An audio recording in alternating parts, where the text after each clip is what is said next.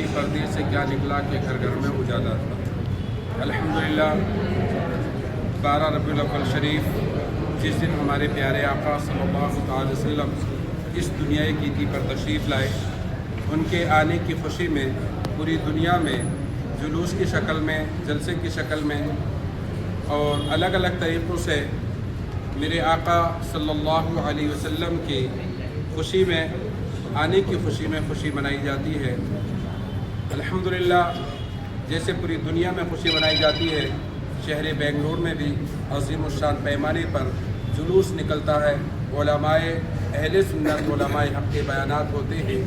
میں شہر بنگلور کے تمام ہی ذمہ داران، نوجوان، بچے تمام سے میں گزارش کروں گا کہ 12 ربیع الاول شریف یعنی 26 اگست 2026 کو جو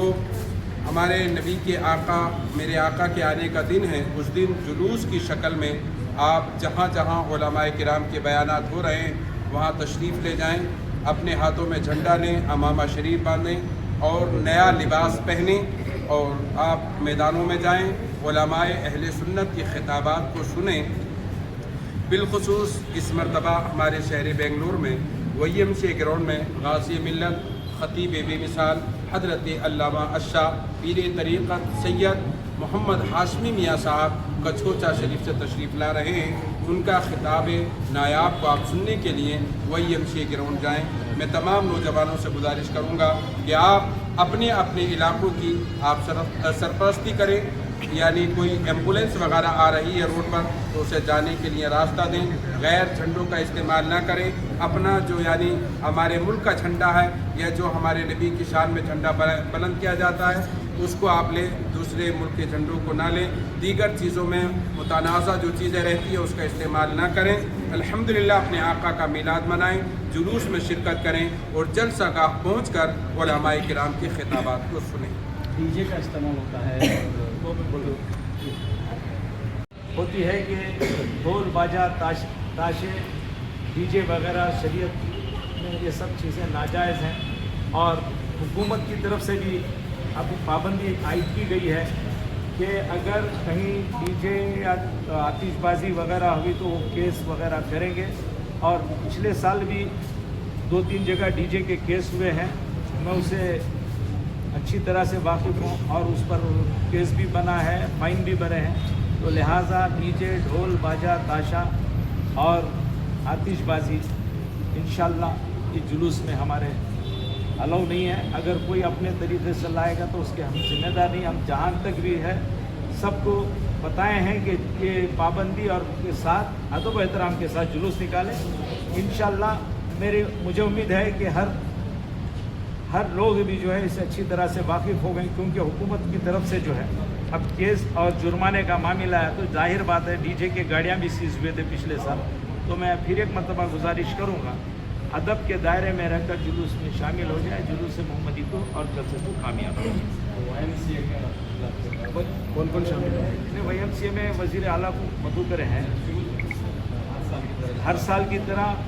حسب معمول الحمدللہ وزیر اعلیٰ اور دیگر مسلم جتنے بھی ہمارے قائدین ہیں ان کو مدعو کرے ہیں۔ بعد نماز عصر فوراً جناب ضمیر احمد صاحب، عثمان شریف صاحب اور اعجاز سیٹھ اور عبدالرحیم شاہ صاحب کے ہاتھوں علم کشائی ہوگی۔ اس کے بعد جلسے کا آغاز ہوگا۔ جلسے میں پہلے خطاب ہمارے مولانا قاری ذوالفقار صاحب کا خطاب ہوگا، اس کے بعد جو سیاست دان آئیں گے ان کو موقع دیا جائے گا۔ اس کے صدارت ہمدرد قوم و ملت جناب الحاجی امیر جان صاحب کی صدارت میں جلسہ ہے، اور انشاءاللہ جیسے ہی سیاسی قائدین کا خطاب سب ہو جائے گا، سیاسی قائدین سے مراد میرے خیال سے زیادہ CM یہ خطاب کریں گے اگر شامل ہوئے تو، اس کے بعد ڈائریکٹ غازی ملت خطاب کریں گے انشاءاللہ۔ اب انشاءاللہ الحمدللہ تیاریاں تو ہو چکے ہیں، لیکن یہ معاملہ ایسا ہے کہ علم کشائی تک بھی تیاری ہوتی ہے، کوئی نہ کوئی کسر باقی رہ جاتا ہے انشاءاللہ، وہ ظاہر سی بات ہے۔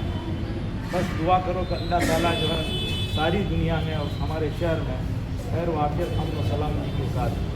جلسہ اور جلوس نکالیں۔ روٹ کا کوئی انسٹرکشن ہے کہاں سے آنا ہے، پارکنگ کہاں؟ یہ روٹ کا پتہ کہ ہم انشاءاللہ وہ امت شاہ کمپلیکس میں وہاں 2-3 جگہ پر جو ہے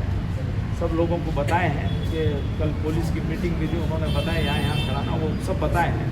और सबसे अहम इम्पॉर्टेंट बात यह है कि अपने अपने इलाके के ज्यूरिडिक्शन एक माइक का परमिशन लिए तो बेहतर। इंसान ही इंसान, वो इंसान है ये,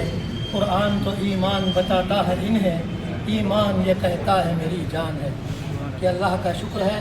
कि अल्लाह ने मीलादुन नबी जैसी ईद हमें दी। हम इसे ईदों की ईद कहते हैं क्योंकि यही ईद के सफ़रे में तमाम ईदें हमें नसीब हुई हैं। रहमान का पता मिला है, कुरान, नमाज, रोज़ा, हज व ज़कात मिला है। तो मैं चाहता हूँ कि इस दिन अदब व एहतराम के साथ ईद मनाएं, घरों को सजाएं, झंडियाँ लगाएं, गरीबों पर सिला रहमी करें, मरीज़ों की आयादत करें और यतीमों पर मेहरबानी करें और नबी रहमत का जो पैगाम है सारे आलम को, उसको आम करने की पूरी कोशिश करें और आइंदा ज़िंदगियों में भी सरकार की सीरत को अपनाने की कोशिश करें। शुक्रिया।